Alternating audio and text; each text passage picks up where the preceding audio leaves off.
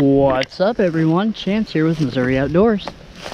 Today we're back out at my grandparents' farm, and I'm gonna try to show you guys how to find one of the easiest to find of the Missouri edibles this time of the year. We are gonna be looking for wild blackberries, which I don't really have to do a guide on how to find because, well, quite frankly, they're everywhere. But I figured I would.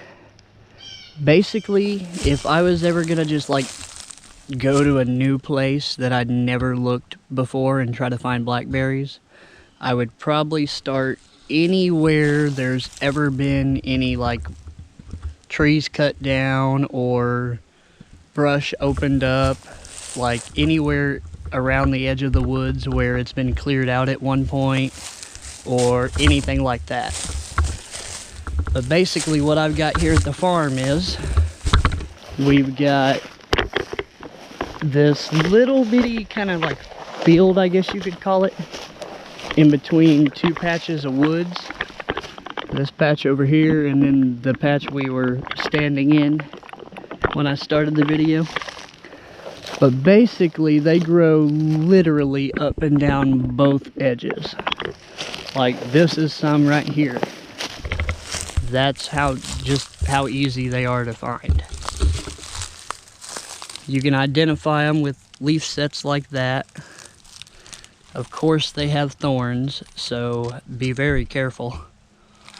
But one reason I wanted to do a video on blackberries is because in one of my previous ginseng videos I did a short segment at the end where I took you guys over and showed you some blackberry bushes I had at the edge of the property. Well, I asked in that video if anybody would be interested in me making and showing the process of blackberry wine and maybe other wines. And I had a pretty good, well, response. There was a decent amount of people that said, yeah, go for it. We want to see it. So I figured I would just show you guys basically how to get the fruit to make the product. So stay tuned. I'm going to walk you guys around here a little bit and show you the different kind of growing conditions and locations they grow best in. But as you can see, I mean, this thing's loaded in them. A lot of them have yet to even turn red. You can see they'll, actually, yeah, here's kind of a good example. But you see how this little bud will form. And then it'll turn into a little green berry about that size. And then they just progressively get bigger until they turn red and then black. But alright, I'm gonna get a bunch of these picked.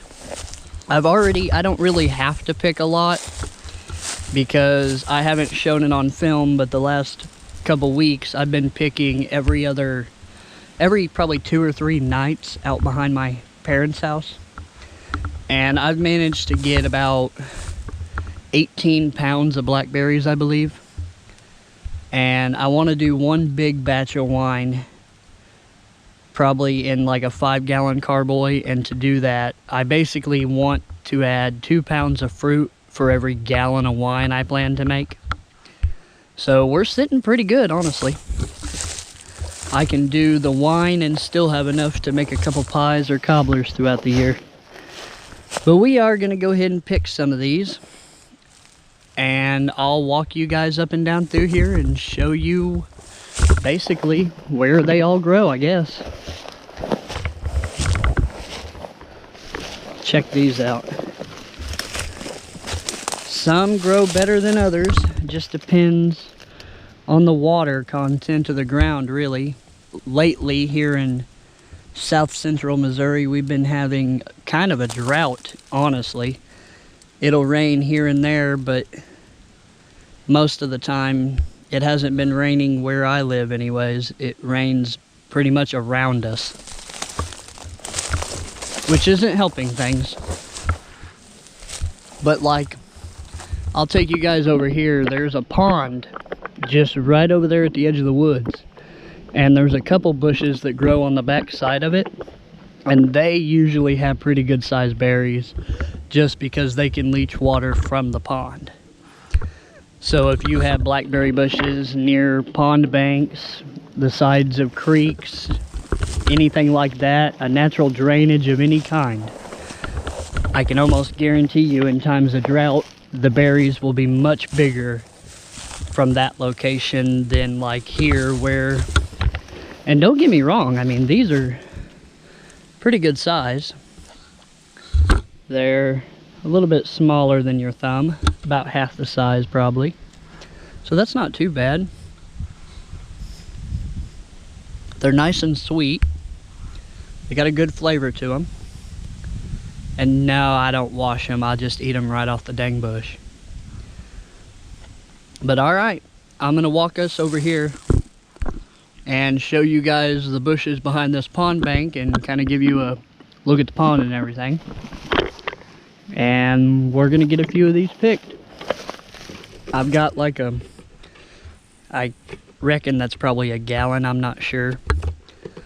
But when I fill that up to, kind of hard to do this with one hand, but when I fill it up to about there, it's usually around 3.5 or 4 pounds of blackberries, which isn't bad. But alright guys, I'm gonna walk you over here and show you that real quick, and we'll see what it has to hold. Hopefully the berries are much bigger. Alright guys, we're over here by the pond now. You can see it right there. It's really mossed over and got a lot of lily pads in it. But you can definitely tell the berries are a lot bigger and there's a lot more of them ripe. That may be to do with the fact that we're actually under clear sky, and over there is, you can see the trees and the canopy that shade it all. So the ones that are getting more sun right now actually seem to be doing better. You can see just how big those are. Give you a little comparison. Not bad. And this is just one of the bushes. Let me get you up in here and show you that one. Well, that's the kind of bush you want to pick from. Right out here at the edge of the field so you don't get too stuck up by other briar bushes. And you can kind of pick it good. I want a bullfrog. Yeah, there he goes. That's cool. Hope I caught that on camera. But yeah, you can kind of see where I've already been through here and trampled it all down earlier picking. Believe it or not, I picked from this bush like 4 times already, and it just keeps producing, and I mean producing good.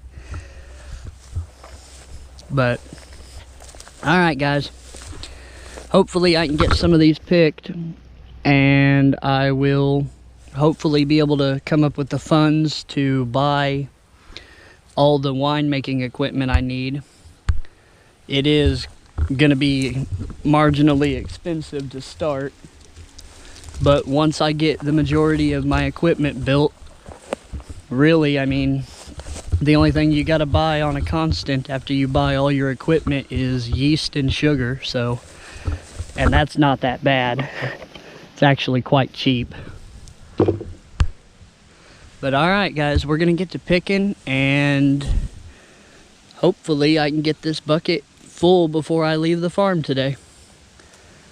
But make sure to subscribe to the channel if you guys want to keep up with my winemaking later on when I get it going. Hopefully it won't take me very long to get it. But make sure to subscribe to the channel, leave a like, share this video out, and if you have free time, I have a bunch other videos on my channel. Make sure to go check them out. We do a lot of hunting, fishing, foraging, pretty much anything outdoors related. So if you're interested, make sure to go check it out, and if you want more content, make sure to go like and follow my Facebook page and my Patreon. I'm going to be starting to add content soon to those platforms that you won't be able to see on YouTube. So if you guys want to stay caught up on everything I'm doing, you're pretty much going to have to go check out the other locations. Not to mention, if I'm like caught up in something and not going to be able to produce a video or as many videos one week, Facebook would be the place to find that information out. But alright guys, I really appreciate you watching.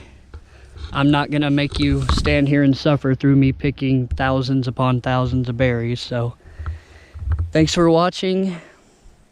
Make sure to tune in next time, and I really appreciate you guys. Have a good one.